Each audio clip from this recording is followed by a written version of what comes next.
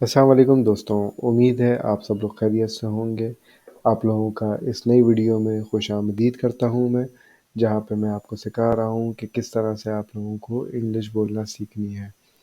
आप लोगों से वीडियो स्टार्ट करने से पहले मेरी यही दरख्वास्त होगी कि प्लीज़ इस चैनल को आप सब्सक्राइब कर दें, लाइक कर दें ताकि आप आइंदा जो हमारी नई आने वाली वीडियोज़ हैं, उन्हें आराम से आसानी से देख सकें। सब मिक्स मसाला चैनल का नाम है। आप लोगों की भरपूर रहनुमाई और साथ की ज़रूरत है। तो चलें स्टार्ट करते हैं बिना वक़्त ज़ाया किए कि किस तरह से आप लोग अपनी इंग्लिश जो है वो उसको स्टार्ट कर सकते हैं। लोग अक्सर आपने सुना होगा सोचते हैं कि हमें इंग्लिश सीखनी है। लोग आपस में बातें भी करते हैं कि हमें इंग्लिश सीखनी है, इंग्लिश हम बोलना सीखना चाहते हैं। कहीं-कहीं तो ऐसा भी होता है कि लोग जो है वो इंस्टीट्यूट में भी एडमिशन ले लेते हैं और आपस में लोग थोड़ा-सा बात भी करते हुए सुनाई देते हैं कि वो जो है इंग्लिश की प्रैक्टिस कर रहे हैं, मगर होता ये है कि वो फिर किसी न किसी तरीके से उसको छोड़ देते हैं और उसको कंटिन्यू नहीं कर पाते। उसकी वजह सिर्फ़ और सिर्फ़ यही होती है कि वो उसको एक समझ लें कि कोर्स की तरह ले रहे होते हैं, वो इस तरह से नहीं ले रहे होते कि आपको ये इंग्लिश जो है वो एक सीखने का वैसे ही एक लगन होती है, चाह होती है कि भई मैंने ये चीज़ सीखनी है, मैंने ये काम करना है। लेकिन अगर आप ये सोचते हो कि ये पढ़ाई की तरह है, तो फिर वो लाज़मी बात है आप लोगों के लिए बहुत मुश्किल हो जाता है कि किस तरह से वो आप इंग्लिश को सीखें, कैसे उसमें आप जो है टाइम निकालें। ख़ुसूसन टाइम निकालें कि भई मैंने टेंसेस सीखने हैं, मैंने वोकैब्युलरी के बारे में स्टडी करना है। तो ये बहुत सारी चीज़ें होती हैं जिसकी वज़ह से लोग जो है वो परेशान हो रहे होते हैं कि भई हम टाइम ही नहीं दे पा रहे हैं, हमारे पास टाइम ही नहीं है, हम किस तरह से इंग्लिश को स्टार्ट करें। तो आप जैसे कि देख सकते हैं कि हमारे पास जो है बहुत सारे लोग इस तरह के होते हैं जो कि सफ़र सिर्फ़ और सिर्फ़ इसलिए कर रहे होते हैं कि भाई मेरे पास टाइम नहीं है, मैं टाइम नहीं दे पा रहा। मैं कोचिंग में जाता हूँ, मैं घर में स्टडी करता हूँ, मैं ऑनलाइन स्टडी करता हूँ।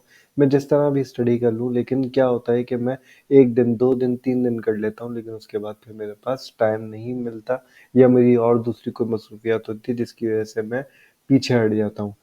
यही बड़ी-बड़ी गलतियाँ हैं जिनकी वज़ह से जो है हम इंग्लिश जो है वो उससे दूर हो जाते हैं। हम सोचते ये हैं कि जनाब ये एक चीज़ है जिसे हमें अपने सर पे सवार कर लेना है, एक एजुकेशन जैसे हम ले रहे होते हैं, तो उसी तरह से लोग लेना शुरू कर देते हैं इसको और दिल से नहीं चाहते कि हम इसको सीखें।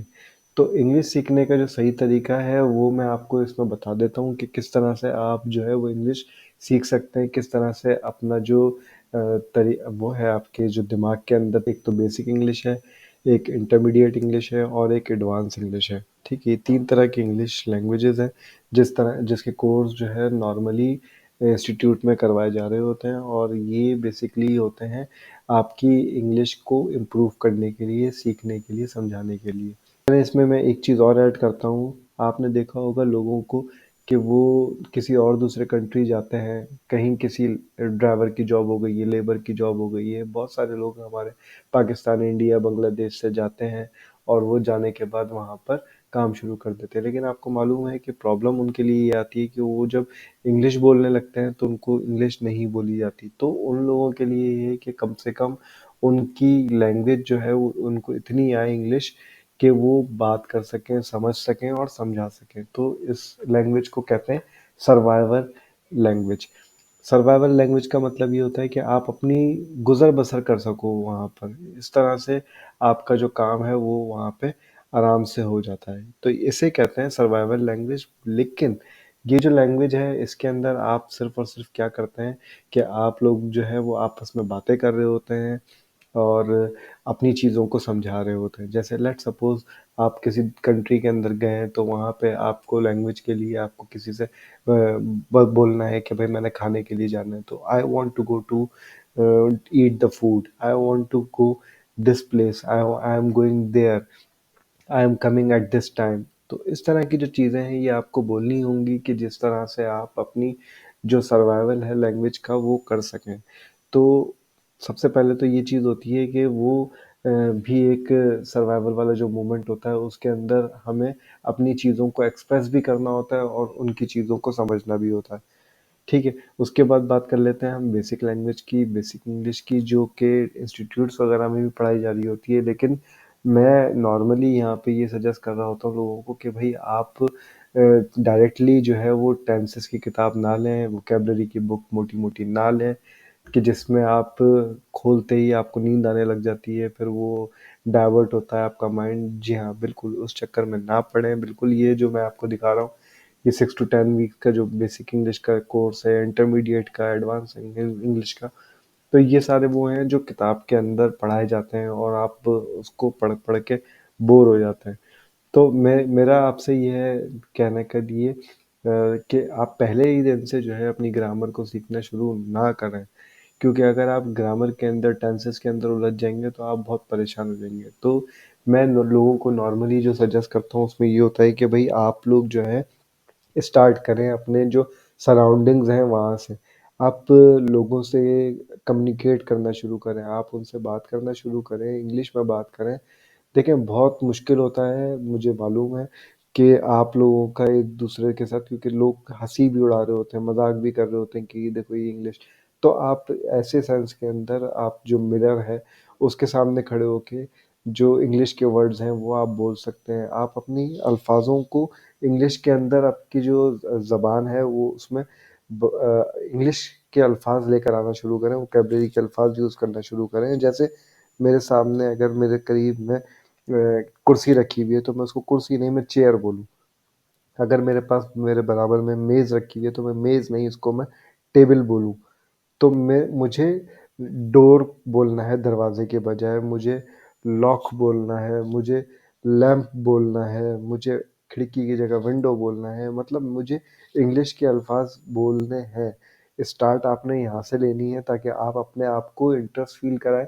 उससे होगा ये कि कुछ अल्फ़ाज़ ऐसे होंगे जो आपको नहीं आ रहे होंगे, वो फिर आप जाके देखेंगे डिक्शनरी के अंदर कि यार को इंग्लिश में हम क्या बोलते हैं। तो इससे आपकी एक स्टार्ट होगा, दिल में जस्तजू स्टार्ट होगी कि हाँ यार, मैंने अभी सीखना है। ठीक है, तो देखें, ये तो ये चीज़ हो गई है, क्योंकि लोग आजकल ये समझ रहे होते हैं कि भाई तेज तेज बोलना ही जो है वो फिर अच्छी इंग्लिश आती है, फिर वही इंग्लिश अच्छा बोलता है, वही सब कुछ। नहीं, ऐसा कुछ नहीं है।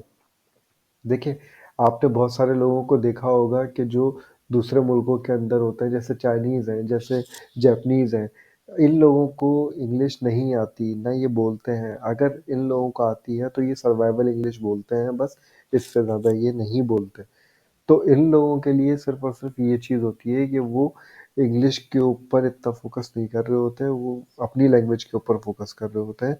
और दूसरा ये है कि वो सर्वाइवल इंग्लिश बोल लेते हैं हमसे, आपसे, तो हम ये सोचते हैं कि हाँ यार, इनको देखो इंग्लिश भी आती है, लेकिन उनकी जो मादरी ज़बान है वो चाइनीज़ है, वो जापानीज़ है, वो इंग्लिश नहीं है उन लोगों की मादरी ज़बान। ठीक है? तो तेज़-तेज़ बोलना का मतलब ये नहीं है कि उसको इंग्लिश आती है। आपको आनी चाहिए इंग्लिश, जी हाँ, बिल्कुल आनी चाहिए। आपको रवानी से बोलना चाहिए, जी हाँ, बिल्कुल। लेकिन ज़रूरी नहीं है कि आप बहुत स्पीड से बोल रहे हैं, फर-फर बोल रहे हैं तो वही आपकी इंग्लिश लैंग्वेज है। जी नहीं, ऐसा नहीं होता। आपको सामने वाले को बात आपकी समझानी भी होती है। ऐसा नहीं कि वो बोले सॉरी, पार्डन, तो आपको ऐसे बोलना है कि वो सामने वाला बात को समझे और आपको रिपीट ना करना पड़े। ठीक है? तो इसके अलावा मैं आपसे ये कहूँगा कि जो वोकैब्युलरी होती है, जो आप शुरू करें, तो वो गैर ज़रूरी जो चीज़ें हैं, उनके अंदर ना जाएँ। देखिए, होता ये है कि अभी जैसे मैंने आपको बताया कि भई जो चीज़ें आपके रेगुलर इस्तेमाल में हैं, आप उन्हीं चीज़ों को बार-बार बोलें, इंग्लिश के अंदर बोलना शुरू करें, और जिनके अल्फ़ाज़ आपको नहीं मालूम, वो आप वोकैब्युलरी में जाएँ और जाके देखें, क्योंकि वोकैब्युलरी के अंदर तो ए टू ज़ी बहुत सारे लातादार अल्फ़ाज़ हैं। अब मुझे आप ये बताएँ कि अगर ये इतने सारे अल्फ़ाज़ हैं, तो किस तरह से आप अपने दिमाग में बिठाएँगे? और उनके जो पेजेज़ हैं वो थाउज़ेंड्स में होते हैं। तो आप नहीं कर सकते इसको अपने दिमाग के अंदर। इसीलिए आपको तवज्जो देनी है सिर्फ़ और सिर्फ़ स्टार्ट से, कि आपने जो अपने इर्द-गिर्द जो चीज़ें हैं उनको इंग्लिश के अंदर लेकर आना है, ठीक है? तो ये एक पहला स्टेप होगा जिसमें आपकी जुस्तजू आ रही होगी, हाँ, मुझे इंग्लिश सीखनी है। ना इसके अंदर मैं आपसे कह रहा हूँ कि आप टेंसेस के ऊपर जाएँ, ना मैं इसके अंदर आपसे कह रहा हूँ कि आप इंग्लिश किसी के साथ बोलो। मैं सिर्फ़ आपसे ये कह रहा हूँ कि जो नॉर्मली आप इंग्लिश में जो बात कर रहे हैं उसके अंदर इंग्लिश के अल्फाज यूज़ करें। जो ऑब्जेक्ट्स आपके करीब में रखे हुए हैं, जो आप यूज़ कर रहे हैं, उनको इंग्लिश में नाम लेना शुरू करें। ये आपके लिए बहुत अच्छा एक तरीका है जिससे आप इंग्लिश के लिए कदम बढ़ा सकते हैं। इससे होगा ये कि आप जब इस ट्रैक पर चल पड़ेंगे तो लाज़मी बात है, जब आप इस ट्रैक पर चल गए हैं तो फिर आगे जाके आप सेंटेंस भी बोलना शुरू करेंगे। तो वो सेंटेंस किस तरह से बोलने हैं मैं आपको वो भी बताऊँगा, लेकिन सिर्फ़ और सिर्फ़ स्टार्ट ये करना है कि आपने पहले इन चीज़ों से स्टार्ट लेना है और ये समझ लें आपको कि महीना, डेढ़ महीना, 2 महीने तक इस प्रैक्टिस को कंटिन्यू रखना है ताकि आपके पास आपके दिमाग के अंदर ढेर सारे वोकैब्युलरी के वर्ड्स आपके दिमाग में आ जाएँ। ठीक है? उसके बाद फिर आप क्या करें, आप इंग्लिश में अपने आप से बातें करें। आप इंग्लिश में चीज़ों को सोचना शुरू करें। आप अगर कहीं जा रहे हैं, रास्ते में हैं, तो आप रास्ते के अंदर जो भी आपके दिमाग में चीज़ें चल रही हैं, वो कोशिश करें कि वो इंग्लिश में चलें। वो आपके किसी और लैंग्वेज में ना चलें, वो सिर्फ़ और सिर्फ़ इंग्लिश में चलें।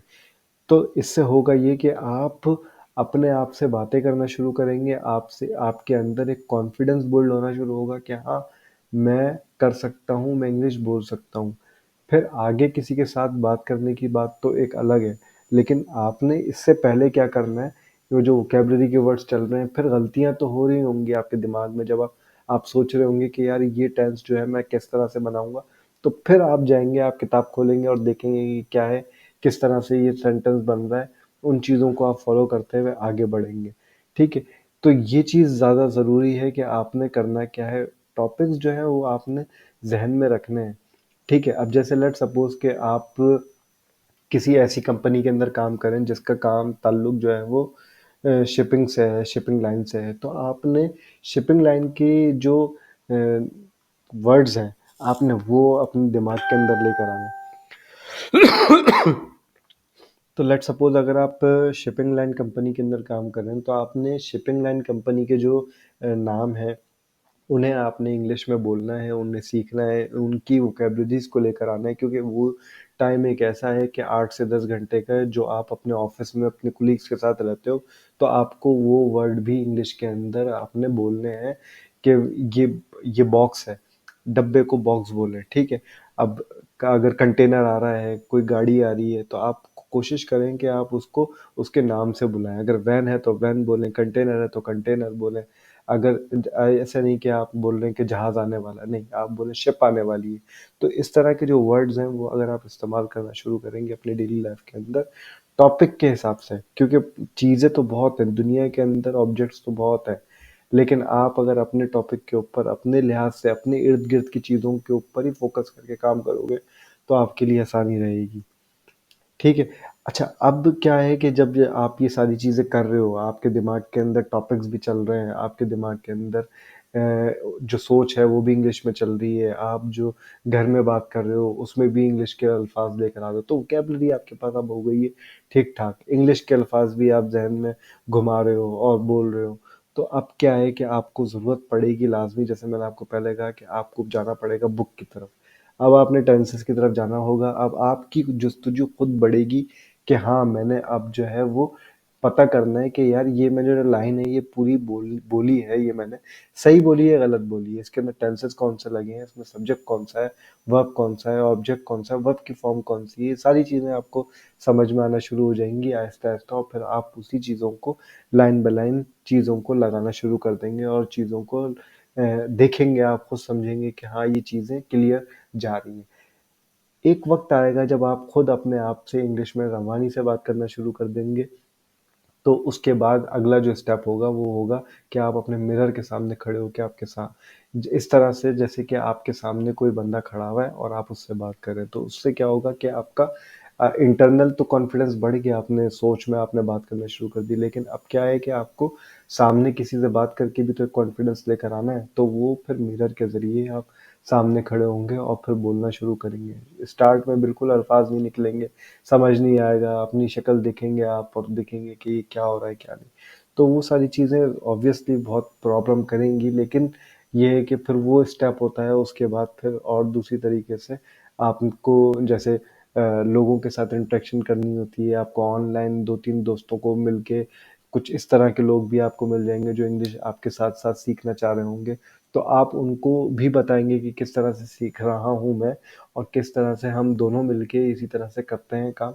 तो जो सोचों में आपकी बातें चल रही हैं, वो फिर आप जब उसे कॉल करेंगे, उसके साथ बैठेंगे, उससे बात करेंगे, तो फिर वो टूटी-फूटी इंग्लिश के अंदर जब दोनों स्टार्ट करेंगे, तो एक चीज़ें स्टार्ट होंगी, कॉन्फिडेंस बिल्ड होना स्टार्ट होगा, चीज़ों को पता लगेगा, कुछ आप बताएँगे, कुछ वो आपके साथ शेयर करेंगे, तो ये सारी चीज़ें कंटिन्यूटी के अंदर आ जाएँगी। तो मैंने आपको आज जो बताया उस टॉपिक के अंदर मैंने ये कवर किया है कि आपने अपनी सोच के अंदर भूल जाएँ आप सारी किताबों को, सबको, सब कुछ भूल जाएँ, सिर्फ़ और सिर्फ़ आप फ़ोकस करें कि आपके पास भी सिर्फ़ और सिर्फ़ आपका एनवायरनमेंट है, आपके इर्द-गिर्द के जो भी जगह है, जो भी चीज़ें हैं, आपने उन चीज़ों को जो नाम लेना है वो इंग्लिश में नाम लेना शुरू कर देना है। जो आप बोल रहे हैं, आपके करीब में कुर्सी है तो चेयर बोलें, मेज़ है तो टेबल बोलें, ठीक है? तो ये चीज़ें आपको करना शुरू करनी है।